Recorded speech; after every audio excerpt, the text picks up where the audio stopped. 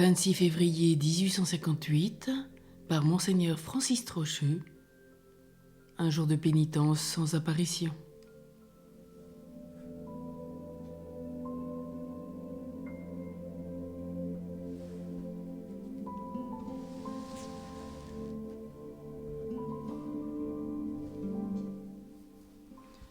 Le vendredi 26 février 1858, encore un jour pénitentiel pour Bernadette. Rien de la consolation attendue. Logiquement, s'il se fût agi d'événements tout terrestres, une fourberie bien organisée ou les frasques d'une jeune hallucinée, c'en était fini des foules de Lourdes en ce matin du 26.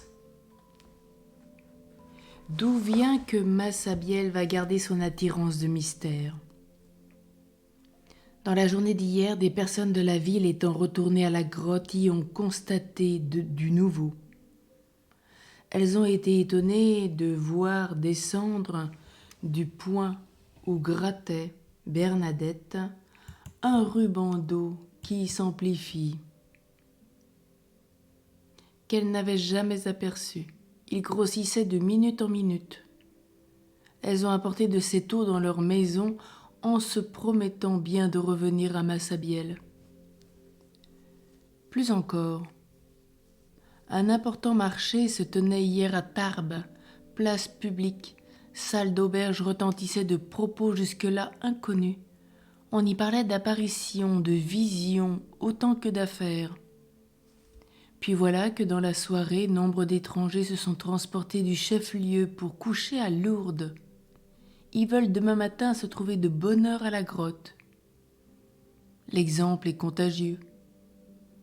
Tel Lourdais qui à l'aube protestait que la farce avait assez duré, déclare ce soir qu'il y a hâte de revoir la rive du Gave.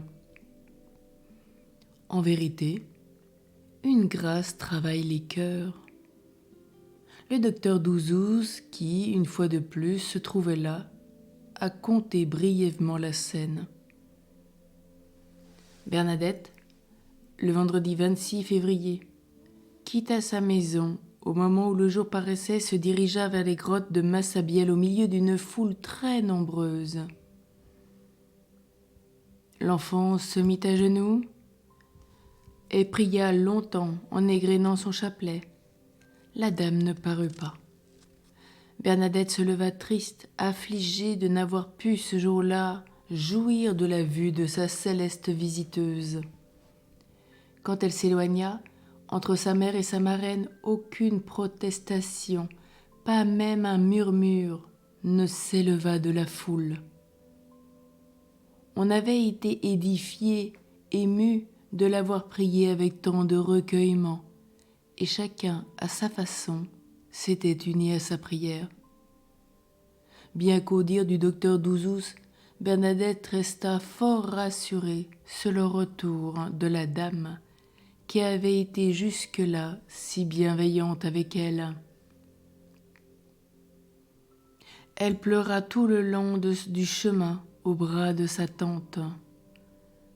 Et une fois de retour au cachot, son cœur gros de chagrin se soulagea encore par des larmes.